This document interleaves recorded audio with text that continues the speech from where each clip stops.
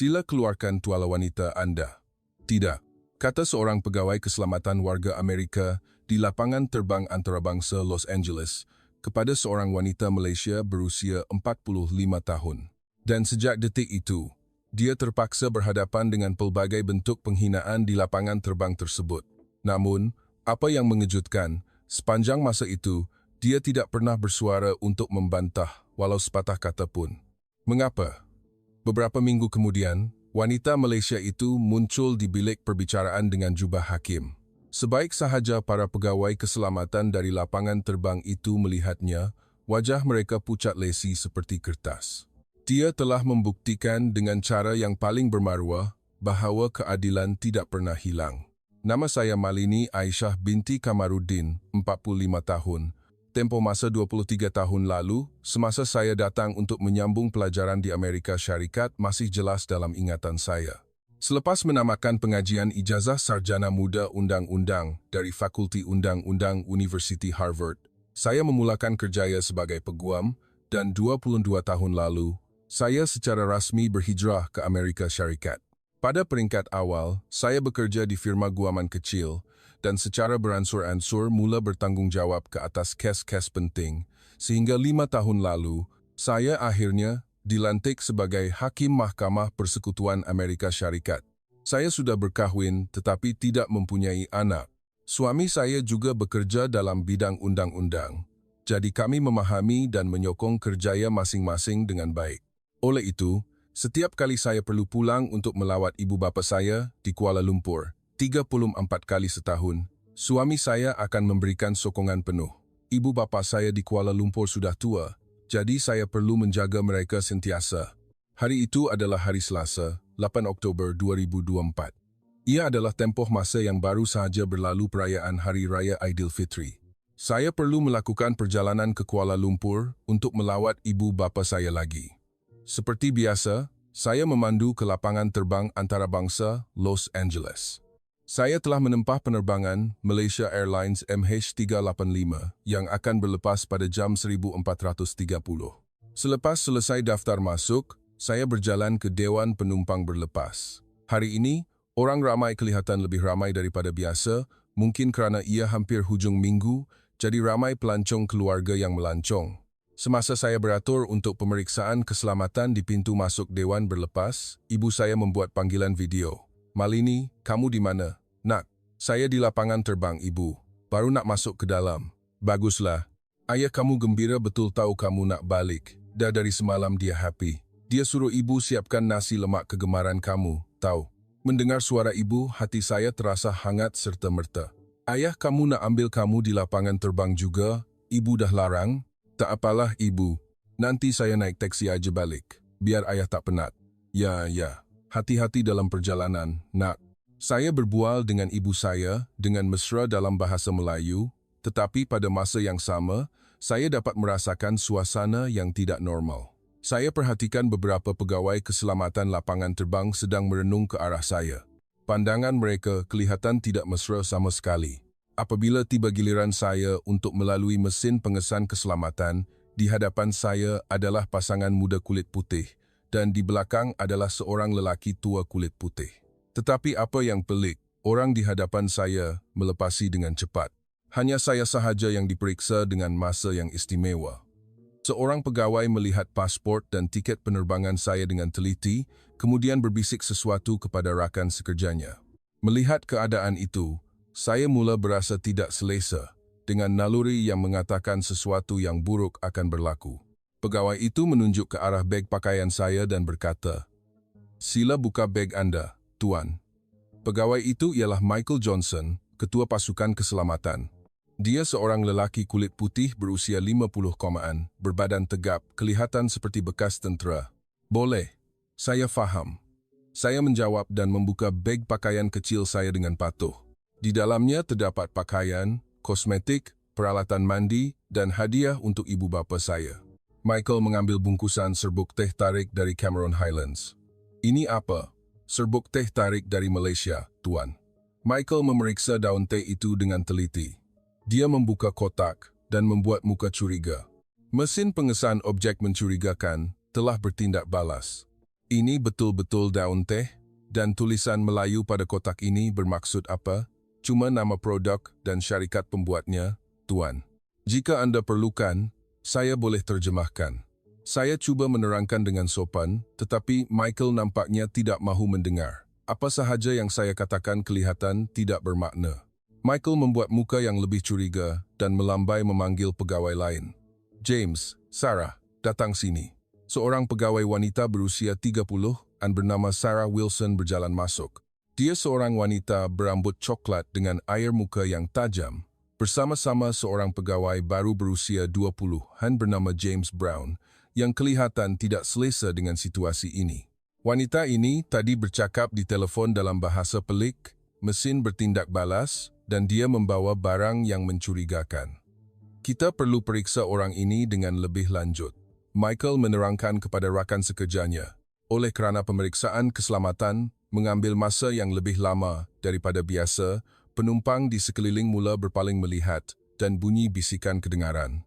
Saya memutuskan bahawa saya perlu menamatkan situasi ini secepat mungkin. Maafkan saya adalah Hakim Mahkamah Persekutuan Amerika Syarikat. Saya bukan orang yang mencurigakan. Saya berkata dengan sopan tetapi tegas, sambil mengeluarkan kad pengenalan hakim. Ini adalah kad pengenalan rasmi yang dikeluarkan oleh Kerajaan Persekutuan AS. Michael mengambil kad itu, melihatnya sekilas, dan ketawa sinis. Sekarang, kenapa awak tunjuk ini kepada saya? Nak saya pejamkan sebelah mata ke? Macam ni lagi mencurigakan tahu. Michael menghulurkan kembali kad pengenalan saya sambil berkata dengan sinis. Lagi satu, hakim wanita Asia, ya? Jadi hakim di Amerika? Tak pernah dengar pun. Awak sedang bergurau dengan saya ke? Ingat saya akan percaya? Mendengar kata-kata Michael, saya berasa seperti dicucuk jarum di seluruh badan. Kemarahan membuak-buak. Usaha seumur hidup saya di Amerika Syarikat sebagai pengamal undang-undang, segala-galanya yang saya kumpulkan, diabaikan dalam sekelip mata. Tetapi saya menahan diri. Saya tahu menggunakan emosi dalam situasi seperti ini hanya akan memburukkan keadaan. Saya berkata dengan tenang, jika Anda menyemak kad pengenalan ini, Anda akan tahu bahawa saya benar-benar seorang hakim. Benda macam ni, sesiapa pun boleh palsukan. Orang Asia macam awak ni yang paling pandai bab-bab ni. Michael berkata sambil mencampakkan kad pengenalan kehormat saya ke lantai. Pada saat itu, kemarahan saya benar-benar memuncak. Tiba-tiba, Sarah mencelah dengan nada mengejek. Kita perlu lakukan pemeriksaan di bilik peribadi. Sila ikut kami ke sini. Anda sangat mencurigakan. Bilik peribadi? Kenapa saya perlu ke bilik peribadi? Ada undang-undang apa yang menyokongnya? Saya bertanya. Menuntut keadilan mengikut proses adalah perkara yang betul untuk dilakukan. Tetapi reaksi Michael adalah seperti yang saya jangkakan. Wajah Michael menjadi semakin angkuh. Undang-undang, ya, ini dia undang-undang. Di sini, saya adalah undang-undang. Keselamatan lapangan terbang adalah bidang kuasa kami. Orang yang membawa barang mencurigakan dan bercakap bahasa pelik macam awak memang patut diperiksa. Awak ada hak apa nak cakap pasal undang-undang? Sebaik sahaja saya mendengar ayat itu, saya faham sepenuhnya sifat sebenar orang ini. Mereka menyalahgunakan kuasa dan bersikap perkauman terhadap orang Asia. Ramai orang pasti terpaksa berhadapan dengan layanan seperti ini sebelum ini. Saya berdiri di persimpangan jalan. Jika saya terus melawan, keadaan mungkin menjadi tidak terkawal. Dan nampaknya masalah ini tidak dapat diselesaikan secara normal. Yang paling penting, masa penerbangan semakin hampir. Jika saya membuang masa di sini, saya mungkin terlepas penerbangan. Baiklah, mari kita pergi, saya berkata dengan dingin.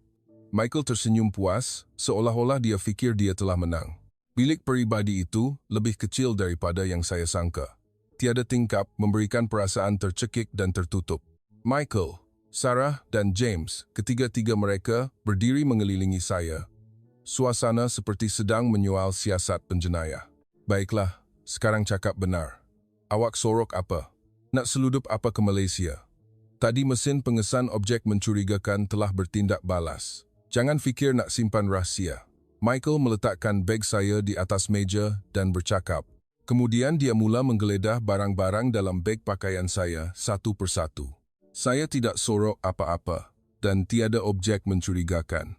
Saya cuma nak melancong ke Kuala Lumpur untuk melawat ibu bapa saya sahaja. Ibu bapa? Ibu bapa awak dari Korea Utara ke?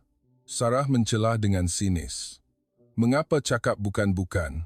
Bukan Korea Utara, tapi Malaysia. Dan saya telah menjadi warga negara Amerika sejak 22 tahun lalu. Warga negara Amerika? Kenapa bercakap bahasa Melayu? Tak boleh cakap bahasa Inggeris ke? Bahasa Melayu adalah bahasa ibunda saya. Apabila bercakap dengan keluarga, sudah tentu saya perlu menggunakan bahasa ibunda. Michael langsung tidak mendengar kata-kata saya. Dia menundukkan kepala dan mengeluarkan semua barang dari beg saya dan terus bertanya soalan yang menjengkelkan. Tetapi saya menjawab soalan dengan tenang hingga ke akhirnya, kerana saya fikir ini adalah cara terpantas untuk menamatkan situasi ini. Tetapi saya tidak tahu bahawa keputusan ini akan membawa saya berhadapan dengan pengalaman paling memalukan dalam hidup saya. Semasa Sarah menggunakan pengimbas untuk memeriksa badan saya, dia kelihatan menemui sesuatu. Hari itu saya sedang datang haid, jadi saya menggunakan tuala wanita. Ini apa? Tuala wanita, Tuan.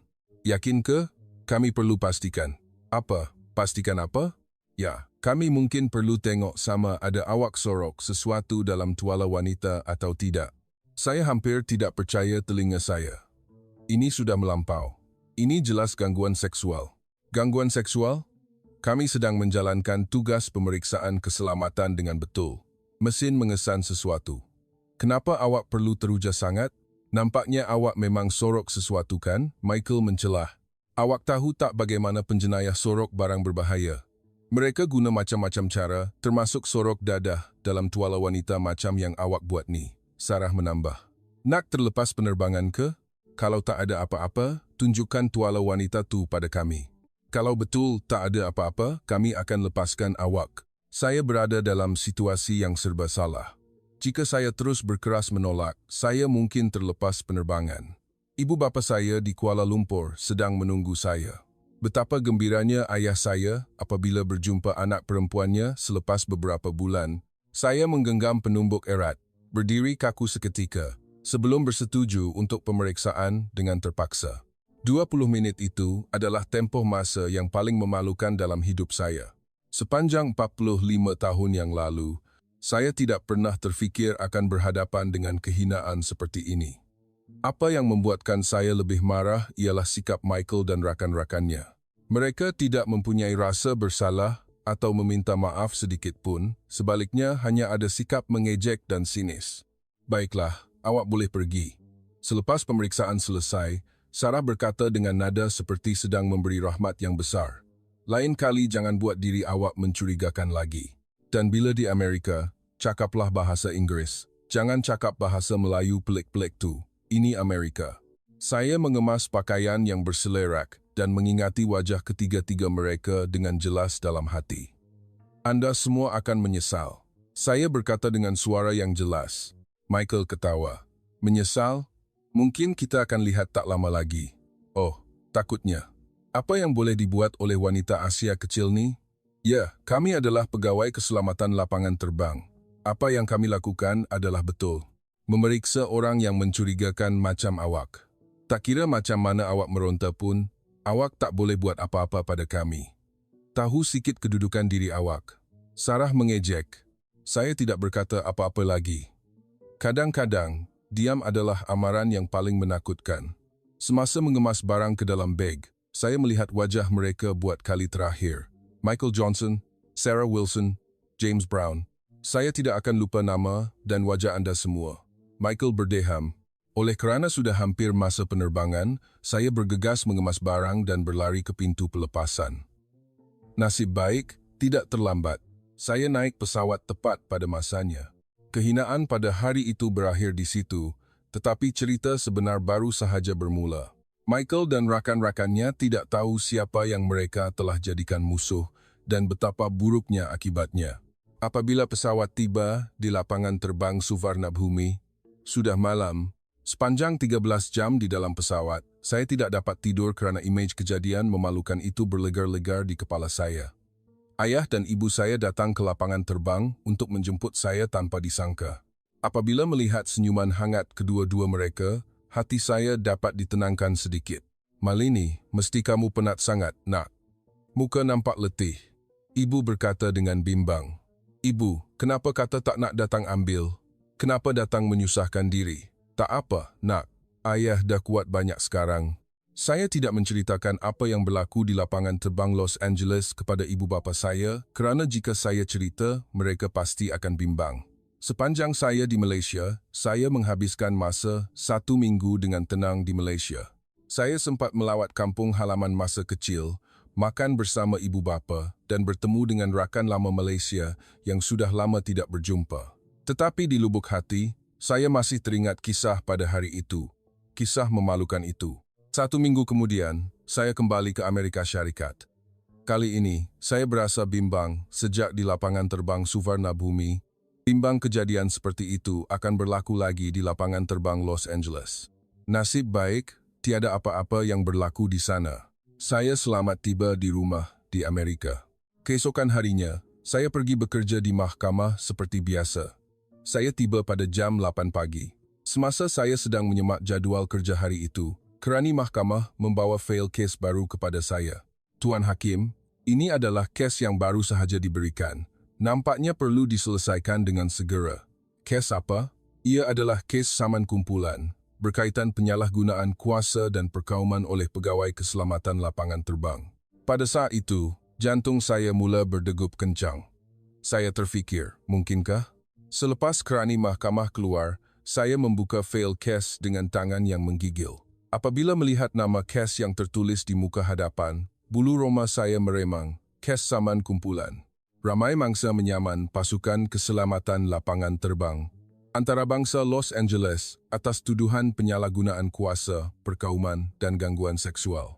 Dan apabila saya melihat senarai defendan, saya yakin serta-merta bahawa naluri saya adalah benar.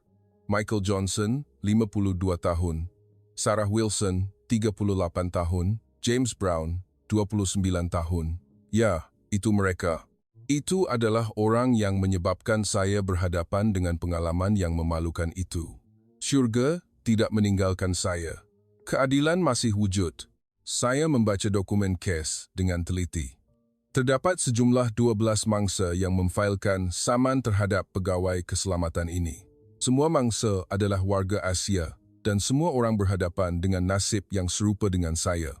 Titik permulaan kes ini datang daripada laporan dalaman seorang pegawai keselamatan lapangan terbang bernama John Smith. Dia tidak tahan lagi dengan tingkah laku perkauman yang menjadi kebiasaan rakan sekerjanya, jadi dia membuat laporan. Apabila saya membaca keterangan John Smith, kemarahan saya membuat buak. Michael Johnson dan pasukannya sengaja mengganggu penumpang selama bertahun-tahun. Berapa ramai orang yang terpaksa menanggung penderitaan dan kehinaan seperti ini? Berapa ramai warga Malaysia yang terpaksa berhadapan dengan perkauman yang menjijikkan seperti ini? Peguam pihak pendakwa ialah Ahmad Daniel bin Abdullah, seorang peguam hak sivil Malaysia Amerika. Apa yang mengejutkan, Ahmad Daniel adalah rakan sekelas saya di Fakulti Undang-Undang Universiti Harvard. Ahmad Daniel berminat dalam isu keadilan sosial sejak zaman belajar dan saya dengar selepas tamat belajar, dia bekerja untuk melindungi hak minoriti. Semuanya berjalan lancar dengan sempurna. Sekarang, hanya tinggal membuatkan Michael dan rakan-rakannya benar-benar faham apa itu undang-undang dan membuatkan mereka sedar sedalam-dalamnya tentang kesalahan yang telah mereka lakukan. Jantung saya mula berdegup kencang. Hari perbicaraan adalah 2 minggu lagi. Sepanjang 2 minggu itu, saya mengkaji butiran kes dengan teliti, mencari kes contoh yang berkaitan, dan menyemak penghakiman dalam kes yang serupa kerana saya perlu menghukum mereka dengan sewajarnya. Dan semasa itu, saya perlu berjumpa dengan Ahmad Daniel kerana ada sesuatu yang penting untuk perbicaraan. Dan tibalah hari penentuan nasib. Dalam perjalanan ke mahkamah pada waktu pagi, saya berazam untuk mendedahkan kebenaran melalui perbicaraan yang adil dan ketat, tanpa membiarkan perasaan peribadi mempengaruhi dan akan memastikan perkara seperti ini tidak akan berlaku lagi. Pada jam 9.30 pagi, saya berjalan masuk ke bilik perbicaraan. Sebelum masuk pintu, Saya menarik nafas dalam-dalam dan berjalan masuk ke bilik perbicaraan. Bilik itu penuh dengan orang. Di pihak pendakwa, terdapat mangsa dan keluarga mereka duduk. Manakala di pihak defendant, terdapat Michael Johnson, Sarah Wilson, dan James Brown. Sebaik sahaja melihat wajah mereka, ingatan pada hari itu muncul dengan jelas, tetapi saya tidak menunjukkan sebarang perasaan di wajah saya. Semasa saya berjalan ke kerusi hakim, semua orang di bilik perbicaraan berdiri. Apabila kerani mahkamah mengumumkan, semua orang menjadi senyap. Saya perhatikan reaksi defendant. Michael dan Sarah berdiri dengan acuh tak acuh, tetapi nampaknya masih tidak ingat siapa saya. Ini tidak mengherankan. Hari itu saya memakai pakaian kasual, tetapi hari ini saya memakai jubah hakim. Dan pada masa itu, saya hanyalah salah seorang daripada ramai warga Asia yang mereka ganggu. Saya duduk di kerusi hakim dan memandang sekeliling bilik perbicaraan.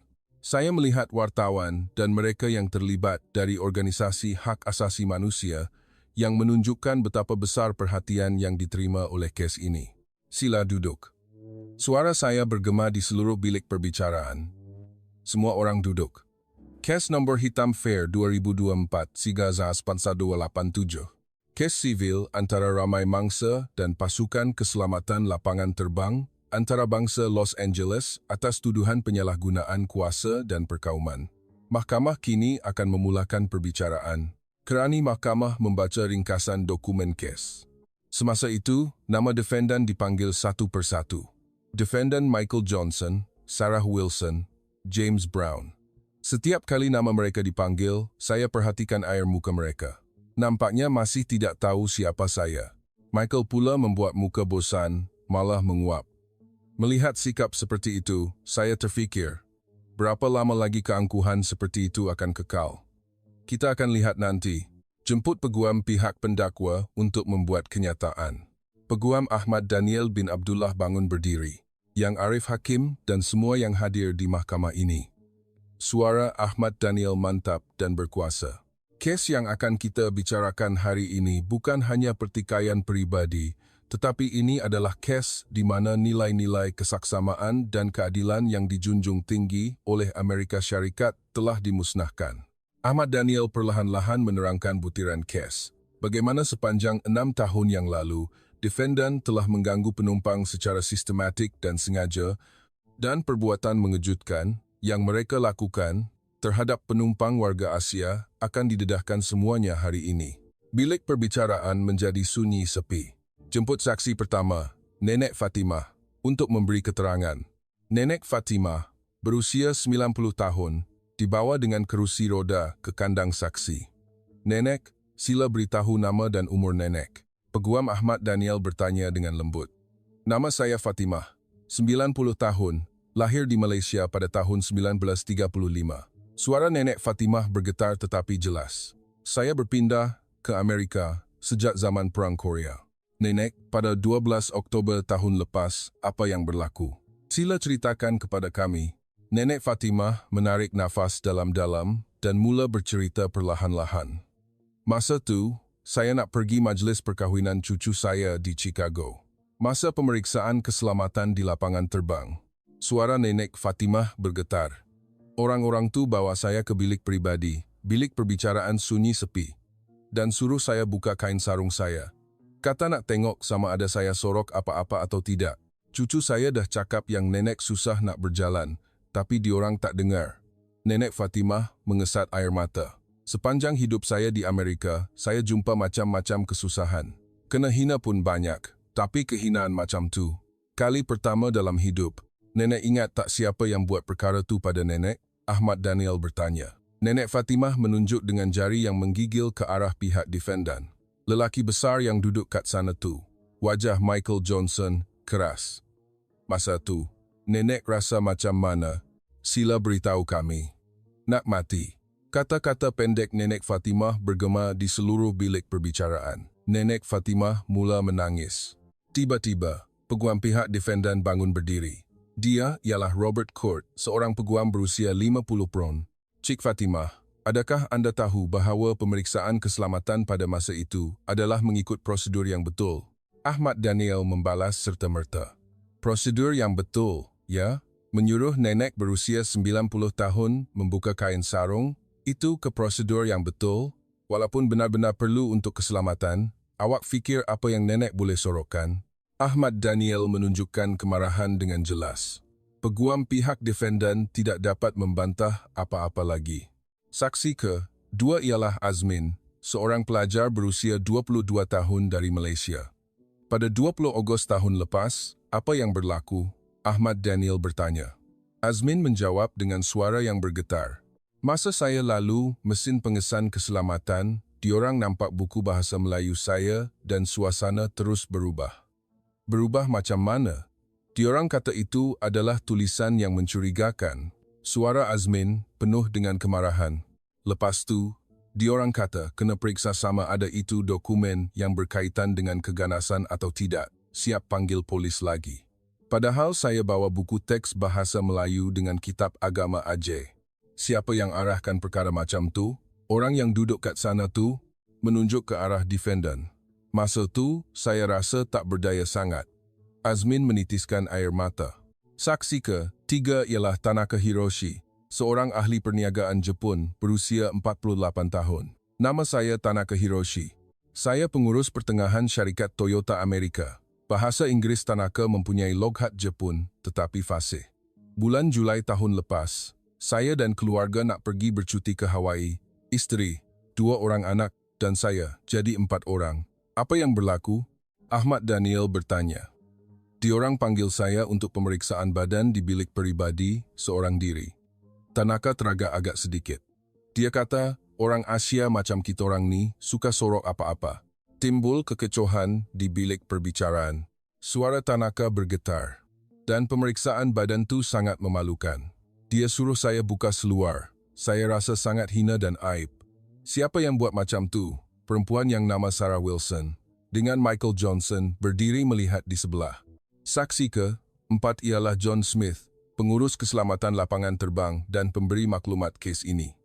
John kelihatan sangat bimbang.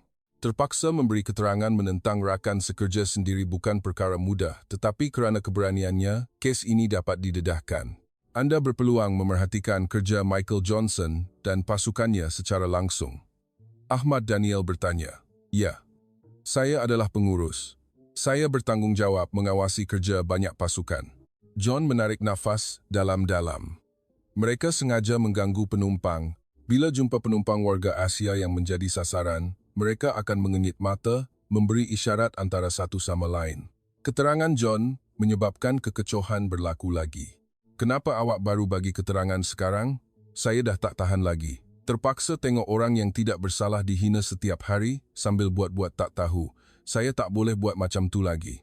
Semasa saksi memberi keterangan, suasana di pihak defendan semakin tegang. Michael Johnson cuba mengekalkan sikap angkuh, tetapi mula menunjukkan rasa gelisah.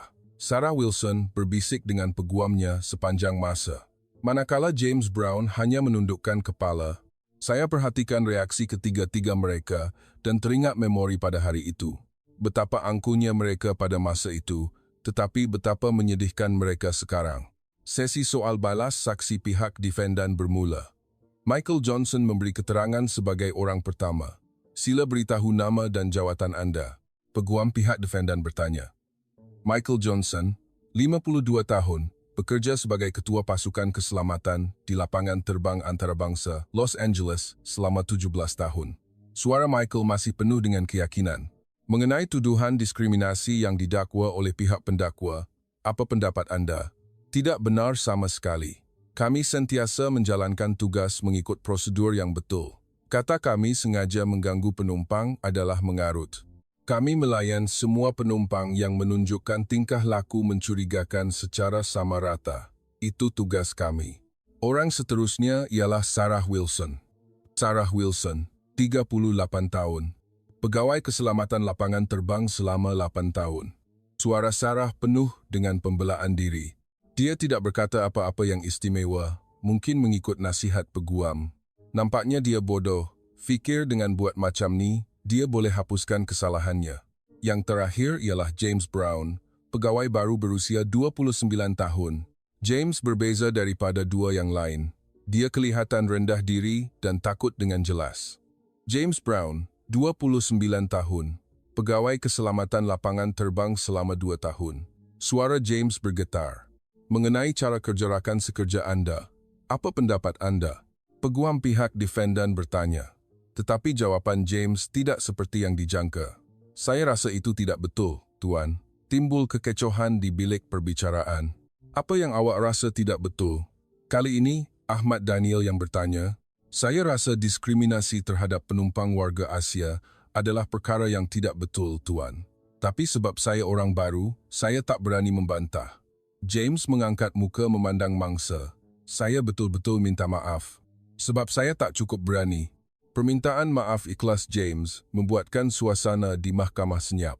Sesi soal balas semua saksi tamat. Peguam Ahmad Daniel bin Abdullah bangun berdiri buat kali terakhir.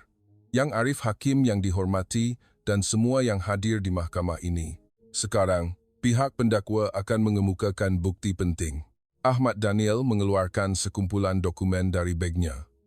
Ini adalah rekod semua aduan yang berkaitan dengan defendan sepanjang 6 tahun yang lalu. Terdapat sejumlah 52 aduan dan 49 daripadanya adalah aduan daripada penumpang warga Asia. Timbul kekecohan lagi. Dan yang lebih mengejutkan, semua aduan ditolak atas alasan bukti tidak mencukupi atau ia adalah operasi mengikut prosedur keselamatan yang betul. Ahmad Daniel berpaling memandang pihak defendan. Tetapi hari ini, kita akan buktikan bahawa ini bukan kebetulan. Bukti penting ialah rakaman kamera litar tertutup lapangan terbang. Ia telah merakam imej sebenar kejadian yang berlaku. Imej pertama mula ditayangkan. Ia adalah imej Nenek Fatimah yang menaiki kerusi roda melalui pusat pemeriksaan keselamatan dan imej Michael Johnson membawa nenek itu ke bilik peribadi. Imej kedua muncul. Ia adalah imej Azmin, pelajar itu, yang sedang diperiksa buku teks bahasa Melayunya. Sarah Wilson sedang menggeledah buku satu persatu dengan wajah curiga yang jelas. Imej ketiga ialah imej keluarga Tanaka. Suasana di pihak defendan semakin tegang. Wajah Michael Johnson keras. Sarah Wilson berbisik dengan peguamnya tanpa henti. Tetapi Ahmad Daniel berhenti seketika. Dan ada satu lagi imej, Tuan. Mangsa dalam imej ini berada di tempat ini hari ini. Ahmad Daniel berkata dengan penuh makna. Pada 8 Oktober, seorang wanita Asia terpaksa berhadapan dengan kehinaan yang sama. Defendan menyeretnya ke bilik peribadi, menghinanya, malah memaksanya untuk menjalani pemeriksaan badan yang memalukan secara seksual. Saya masih mengekalkan ketenangan, tetapi jantung saya mula berdegup kencang. Sudah tiba masanya untuk saya mendedahkan diri saya kepada mereka. Nak tahu tak siapa wanita tu? Ahmad Daniel memandang ke seluruh bilik perbicaraan. Tengoklah sendiri dari imej tu. Imej baru mula ditayangkan di skrin. Ia adalah imej dari lapangan terbang antarabangsa Los Angeles pada 8 Oktober. Imej seorang wanita yang sedang bercakap di telefon dalam bahasa Melayu muncul dan imej pegawai keselamatan yang memandangnya dengan pandangan curiga juga jelas. Buka beg Anda. Suara Michael Johnson bergema di seluruh bilik perbicaraan. Wanita Asia ni, ya? Jadi Hakim? Suara angkuh Michael terus kedengaran. Imej wanita itu diseret ke bilik peribadi dan pemeriksaan badan yang memalukan hingga ke akhirnya. Semuanya didedahkan dengan jelas. Dan pada saat terakhir, apabila wajah wanita dalam imej itu muncul. Amboi, Michael Johnson terkejut sedikit. Wajahnya pucat lesi serta-merta. Sarah Wilson juga membuat muka tidak percaya sambil memandang ke arah saya. Manakala James Brown menutup mukanya dengan kedua-dua tangan. Seluruh bilik perbicaraan menjadi riuh rendah. Bunyi terkejut kedengaran dari pihak pendengar. Wanita dalam imej itu adalah saya, yang sedang duduk di kerusi hakim sekarang. Semua orang menyedari kebenaran ini. Selepas imej tamat, bilik perbicaraan menjadi sunyi sepi sepenuhnya. Senyap sehingga boleh dengar bunyi jarum jatuh. Saya perlahan-lahan bangun berdiri. Hakim bercakap dari kandang saksi adalah perkara yang luar biasa, tetapi pada saat ini, ia adalah perlu. Tuan-tuan dan puan-puan, mangsa dalam imej yang Anda semua lihat adalah saya. Suara saya bergema di seluruh bilik perbicaraan. Malini Aisyah binti Kamarudin, 45 tahun, kini memegang jawatan hakim Mahkamah Persekutuan ini. Saya terus bercakap dengan tenang. Defendan Michael Johnson berkata kepada saya, "Wanita Asia ni, ya, jadi hakim dan menghina maruah saya." Sarah Wilson memaksa saya untuk menjalani pemeriksaan badan yang memalukan secara seksual dan James Brown hanya berdiri melihat keseluruhan kejadian ini. Semua orang di mahkamah mendengar kata-kata saya dengan teliti. Apa yang saya katakan di sini bukan untuk balas dendam pribadi, tetapi untuk melindungi keadilan dan maruah setiap warga negara. Akhirnya, Michael Johnson membuka mulut. "Yang Arif Hakim, saya minta maaf. Saya betul-betul tak tahu yang Arif adalah seorang hakim." "Tak tahu?" "Ya," saya bertanya kembali. "Saya sudah beritahu Anda bahawa saya adalah seorang hakim, tetapi Anda pula kata, wanita Asia ni, ya, jadi hakim dan menghina saya." Michael tidak dapat menjawab apa-apa. "Tetapi perkara penting bukan siapa saya. Perkara penting ialah Anda semua perlu melayan semua orang secara sama rata." Sarah Wilson menangis sambil berkata, "Yang Arif Hakim, saya betul-betul minta maaf." "Tak perlu minta maaf pada saya berkata dengan tegas. "Pergi minta maaf pada Nenek Fatimah. Pergi minta maaf pada Azmin. Pergi minta maaf pada Tanaka dan semua orang yang Anda sakiti sepanjang 6 tahun yang lalu. Walaupun terpaksa minta maaf di penjara." Ahmad Daniel membuat kenyataan penutup kes. "Yang Arif Hakim yang dihormati dan semua yang hadir di mahkamah ini." Suara Ahmad Daniel penuh dengan emosi. "Hari ini, kita telah melihat bagaimana kuasa disalahgunakan dan bagaimana ia menyakiti orang yang tidak bersalah. Tetapi pada masa yang sama, kita telah mengesahkan bahawa keadilan masih wujud. Tidak kira betapa tinggi jawatan seseorang, tidak kira berapa lama kebenaran disembunyikan, akhirnya ia akan didedahkan." Perbicaraan keseluruhan berakhir. Akhirnya, tiba masa untuk mengumumkan penghakiman. Saya mengambil tukul hakim dan mengumumkan dengan tegas. Mahkamah akan membacakan penghakiman dalam kes nombor hitam F2024-2087. Bilik perbicaraan sunyi sepi. Defendan Michael Johnson, Sarah Wilson, dan James Brown sepanjang 6 tahun yang lalu telah menyalahgunakan kuasa dalam jawatan mereka dan melakukan perkauman secara sistematik terhadap warga negara Asia. Saya memandang wajah mereka satu persatu dan terus bercakap. Ini adalah pelanggaran serius terhadap hak kesaksamaan yang dijamin oleh Perlembagaan Amerika Syarikat dan pengkhianatan terhadap tugas penjawat awam persekutuan yang merupakan kesalahan yang sangat serius. Khususnya pelaku utama, Michael Johnson. Mahkamah memutuskan untuk menjatuhkan hukuman penjara selama 4 tahun dan denda $150 AS. Wajah Michael Johnson berkerut dengan rasa putus asa. Sarah Wilson. Mahkamah memutuskan untuk menjatuhkan hukuman penjara selama 2 tahun dan denda $50,000 AS. Sarah rebah. James Brown telah memberikan kerjasama dalam melaporkan dan menunjukkan penyesalan yang ikhlas. Oleh itu, Mahkamah memutuskan untuk menjatuhkan hukuman penjara selama 1 tahun dengan penangguhan hukuman selama 2 tahun. Selain itu, ketiga-tiga defendan dipecat serta-merta dan hak untuk menjadi penjawat awam ditarik balik seumur hidup. Tidak boleh menggunakan kuasa kerajaan lagi. Pegawai mahkamah, sila bawa keluar defendan mengikut arahan saya. Pegawai mahkamah masuk. Gari yang sejuk disarungkan di pergelangan tangan Michael Johnson. Image Michael yang dulunya angkuh, kini tidak tinggal lagi. Yang Arif Hakim, tolonglah beri saya peluang sekali lagi. Peluang? Anda sudah diberi banyak peluang sepanjang 6 tahun yang lalu. Saya memotong kata-katanya dengan tegas. Sarah Wilson juga digari. Dia menangis teresa-esak. Walaupun James Brown mendapat penangguhan hukuman, wajahnya penuh dengan penyesalan yang mendalam.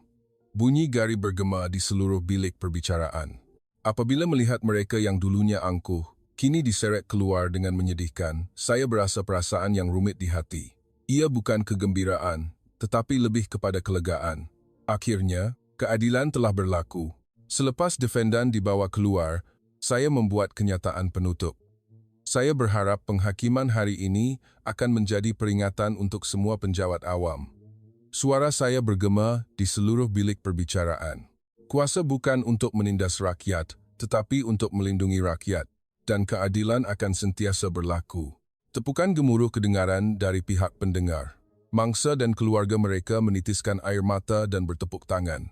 Keadilan mungkin lambat, tetapi tidak pernah hilang. Saya mengetuk tukul hakim, menandakan penamatan perbicaraan. Nenek Fatimah bangun dari kerusi rodanya dan membongkok hormat kepada saya dengan mendalam. Azmin dan Tanaka juga menundukkan kepala kepada saya. Pada hari itu, keadilan yang sebenar telah berlaku di mahkamah ini. Selepas perbicaraan selesai, suasana di seluruh mahkamah berubah. Setiap pegawai, apabila melihat saya, akan bangun berdiri menunjukkan rasa hormat. Yang Arif Hakim, itu adalah penghakiman yang sangat hebat. Kerani mahkamah berkata dengan ikhlas. Semua orang yang saya lalui di koridor memandang saya dengan pandangan penuh hormat. Keesokan paginya, semua media utama melaporkan berita mengenai kes ini. Hakim keturunan Malaysia menjatuhkan hukuman kepada pegawai keselamatan lapangan terbang yang pernah menghinanya. Harga yang perlu dibayar untuk penyalahgunaan kuasa. 3 pegawai keselamatan lapangan terbang didapati bersalah. Selepas itu, saya menerima banyak permintaan wawancara, tetapi saya menolak dengan sopan. Saya fikir saya hanya melakukan apa yang sepatutnya saya lakukan. Saya tidak istimewa. Jika hakim lain yang bertanggung jawab ke atas kes ini, mereka pasti akan membuat keputusan yang sama seperti saya. Beberapa hari kemudian, saya terpaksa pergi ke lapangan terbang antarabangsa Los Angeles yang sama lagi untuk bekerja. Pada saat saya berada di hadapan pusat pemeriksaan keselamatan, semuanya berubah. Pegawai di pusat pemeriksaan sangat sopan dan proses pemeriksaan sangat cepat. Mereka menunjukkan sikap yang sama sopan kepada setiap penumpang warga Asia. Semasa menunggu untuk menaiki pesawat, saya melihat keluar tingkap. Beberapa minggu sebelum ini, saya terpaksa berhadapan dengan kehinaan di lapangan terbang ini, tetapi sekarang ia kelihatan sangat berbeza. Kini, saya masih memegang jawatan Hakim Mahkamah Persekutuan di Amerika Syarikat. Selepas kes itu, lebih ramai orang mengenali saya, tetapi saya masih menjalani hidup dengan tenang dan fokus kepada kerja saya. Michael Johnson sedang menjalani hukuman di penjara persekutuan. Sarah Wilson juga sama. Manakala James Brown, saya dengar selepas mendapat penangguhan hukuman, dia pergi bekerja secara sukarela untuk organisasi hak asasi manusia sebagai penebusan dosa. Lapangan terbang antarabangsa Los Angeles telah melakukan reformasi besar-besaran selepas kes ini. Saya dengar latihan tentang kepekaan budaya adalah wajib dan pengambilan pegawai Asia telah ditingkatkan. Untuk semua yang sedang mendengar cerita ini, saya ingin katakan, apabila Anda berhadapan dengan ketidakadilan, jangan mengalah. Suara Anda, keberanian Anda, boleh mengubah dunia.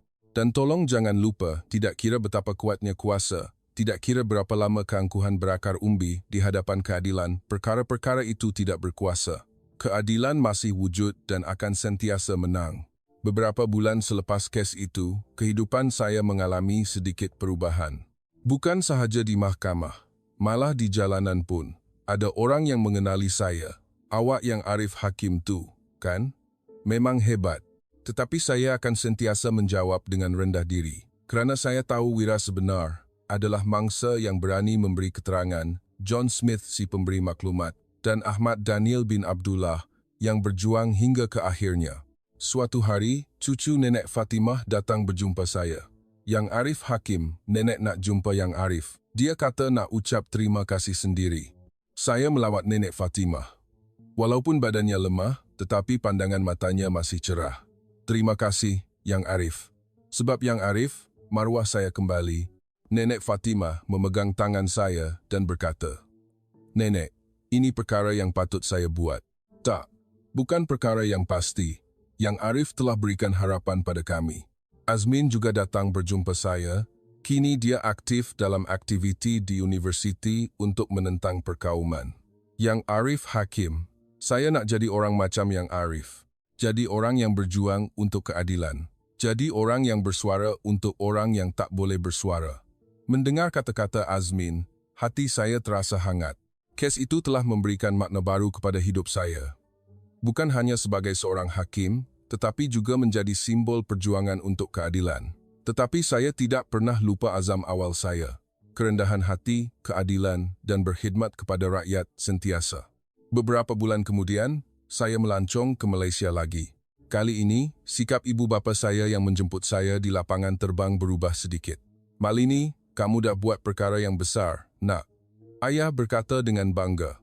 Ayah dengan ibu tengok semua berita.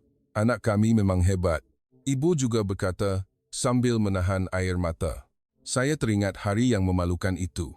Jika hari itu saya ceritakan perkara itu kepada ibu bapa saya, betapa bimbangnya mereka. Tetapi sekarang, saya boleh memberitahu mereka dengan bangga. "Ayah, ibu, akhirnya keadilan telah menang." Semasa di Malaysia, saya mendapat banyak perhatian daripada media, tetapi saya masih memilih untuk berdiam diri, kerana saya tahu keadilan yang sebenar tidak memerlukan suara yang lantang. Keadilan yang sebenar bersuara melalui perbuatan. Apabila kembali ke Amerika, saya kembali kepada kehidupan harian seperti biasa. Pergi ke mahkamah jam 8 pagi setiap hari, membicarakan kes dengan adil.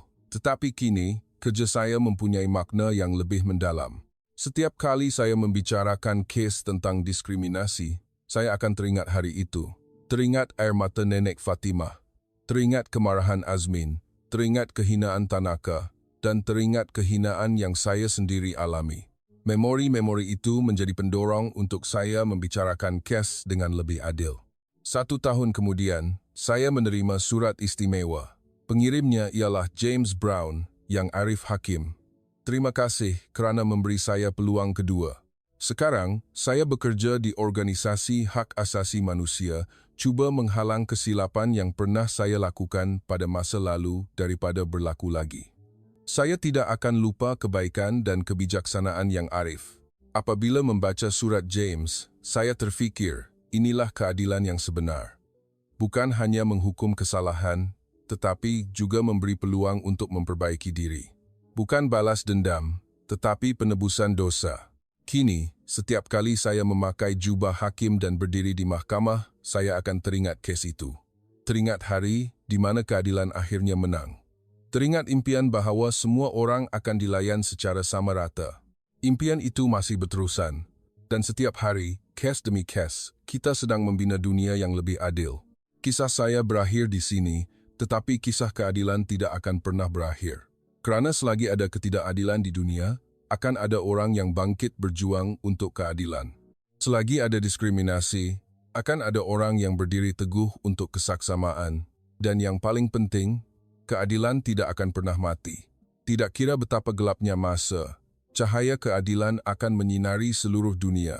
Sila ingat, keadilan masih wujud dan akan sentiasa menang. Ini adalah mesej yang saya, Malini Aisyah binti Kamarudin, ingin sampaikan kepada anda semua.